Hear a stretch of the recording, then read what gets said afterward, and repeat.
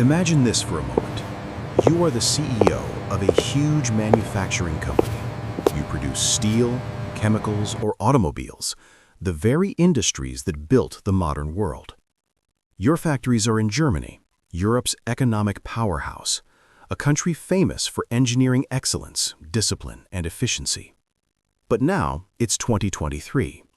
You walk into one of your plants, and it's silent. Uncomfortably silent. Not because demand disappeared, not because workers are on strike. The machines are shut down because you simply cannot afford the electricity to run them. Welcome to Germany's energy experiment, known as the energy transition. It was supposed to be humanity's proud leap into a clean future powered by wind, solar, and morally pure electricity. Germany spent more than $500 billion, that's $500 billion, trying to make this vision real. What did they get in return? The highest electricity prices in the developed world, an economy slowly losing its industrial base, and the most painful irony of all, Germany is now demolishing wind farms to expand coal mines. Yes, wind turbines are being torn down so coal can be dug up underneath them. Today, we are breaking down what may be the most expensive self-inflicted economic mistake in modern history. We'll see how arrogance, poor geopolitical judgment, and panic pushed an industrial superpower into a trap of its own creation. Fasten your seatbelt. This story is expensive, and it gets ugly. 1. The panic decision: how fear killed nuclear. To understand how Germany reached this point, we need to rewind to 2010. It feels like ancient history now. The iPhone 4 had just launched. People were still doing the Dougie. At that time, Germany's chancellor was Angela Merkel, a trained physicist with a PhD in quantum chemistry. Ironically, she had just approved extending the lifespan of Germany's nuclear power plants. Back then, Germany was in a strong position. Its energy mix included nuclear, coal, and renewables. Nuclear alone supplied about 25% of the country's electricity. It was clean, it was reliable, and it was cheap. The strategy made sense. Use nuclear as a stable bridge while gradually expanding renewables over several decades. Then, on March 11, 2011, disaster struck Japan. A massive earthquake triggered a tsunami that destroyed the Fukushima Daiichi nuclear plant.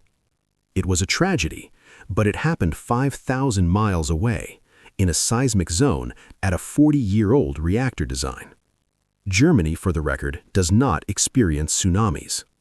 Logic suggested a calm safety review, maybe test backup systems. But politics rarely follows logic. It follows fear. The German public panicked. Anti-nuclear activists, especially the Green Party, seized the moment. They had opposed nuclear energy since the Chernobyl era of the 1980s, and Fukushima became their "we told you so" moment. So what did Chancellor Merkel do? Did she study the data? Did she calculate baseload power needs for the world's fourth largest economy? No. She made a political pivot. Just days after Fukushima, Merkel announced the Atomausstieg, Germany's complete nuclear phase-out. All nuclear reactors would be shut down by 2022. 8 reactors were turned off immediately. Switch flipped, gone. This decision became the original sin of Germany's energy crisis. Think of it this way. You own a house with a reliable but slightly scary furnace. You plan to install solar panels. Instead of installing the panels first, you smash the furnace with a sledgehammer in the middle of winter and say, "Don't worry, the sun will come out eventually." That's exactly what Germany did. They shut down 17 fully paid-off, zero-carbon power plants. Why was this a $500 billion mistake? Because replacing working nuclear plants with wind turbines doesn't add new capacity, it just burns money. From 2010 to 2020, Germany poured enormous subsidies into the EEG Renewable Energy Act. Every household and business paid a surcharge on each kilowatt hour.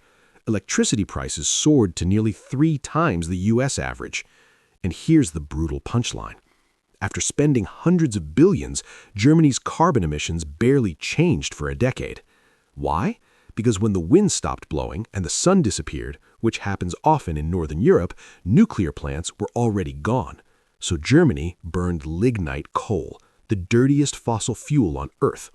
They shut down the cleanest baseload energy source to protect the environment and ended up using the filthiest fuel available. 2. Hooked on Russian gas, dependency turns deadly. With nuclear gone, Germany needed backup power. Wind and solar are unreliable. They needed something for dark, windless days, known in Germany as Dunkelflaut. The bridge fuel was natural gas. It's cleaner than coal, easy to ramp up, essential for heavy industry like steel and chemicals.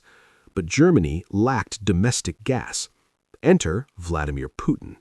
Germany followed a policy called Wandel durch Handel, change through trade. The belief was simple. If we buy enough gas from Russia, Russia will become friendly and democratic. This led to Nord Stream 1 and Nord Stream 2, massive pipelines under the Baltic Sea delivering cheap Siberian gas straight into German factories. By 2021, Germany imported 55% of its natural gas from Russia.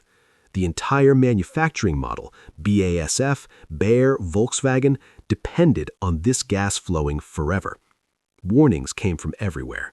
Poland warned them, Ukraine warned them, the Baltic states begged them to stop. They said, "You are handing Moscow an economic kill switch." Then came 2018. At the United Nations, President Donald Trump warned, quote, "Germany will become totally dependent on Russian energy if it does not change course," end quote. German officials laughed. Fast forward to February 2022, Russian tanks rolled into Ukraine. Gas prices didn't rise, they exploded. At peak levels, spot prices jumped 1,000%.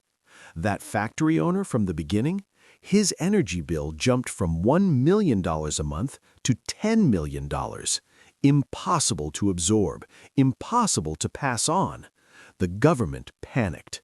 $30 billion to bail out Uniper, hundreds of billions more to subsidize bills.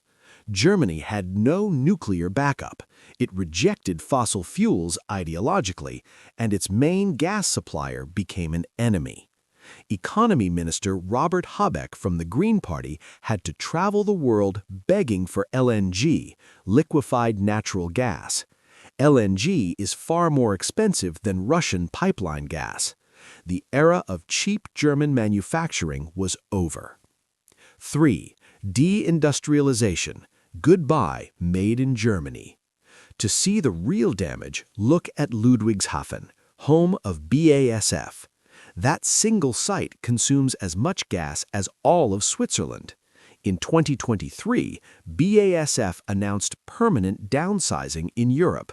2,600 jobs cut. Ammonia plants shut down. $10 billion invested in China instead. Other companies followed. Miele moved production to Poland. Volkswagen looked to Canada and the US. Economists call it structural change. The honest term is deindustrialization. Germany makes physical goods. If it can't do that competitively, what remains? A beautiful museum with good beer. 4. The grid failure. $4 billion for power that doesn't exist. Wind is in the north. Factories are in the south. Germany needed massive power lines, especially Südlink. Planned for 2022, delayed to 2028 maybe. So when wind turbines overload the northern grid, operators shut them down but still pay them. This is called redispatch. In 2022, it cost $4.2 billion. Consumers paid twice, for renewable power they didn't receive and for coal and gas to replace it. 6. The heat pump backlash. In 2023, the government pushed a heating law banning new gas boilers by 2024. Heat pumps were the replacement. Great technology, but terrible fit for Germany's old homes. Costs ranged from $20,000 to $50,000. Public anger exploded. The law was watered down, sales collapsed, people rushed to buy gas boilers instead. A policy disaster. 6. Emissions dropped because factories shut down. Energy-intensive output fell nearly 20%. France runs 70% nuclear at 50 grams of CO2 per kilowatt-hour. Germany runs 300 to 400 grams. Electric cars in Germany are charged with dirtier electricity than in France. 7. The 2025 reality. By 2025, Germany's economy stagnated. Industries looked for exits. Developing nations took notes and rejected Germany's path. Germany became a lesson, not a model. 8. Final thoughts. There may be a way out, but the lesson is clear. Energy policy must follow physics, math, and economics, not ideology. Germany spent $500 billion to learn that lesson. Hopefully, the rest of the world learns it for free. Thanks for watching.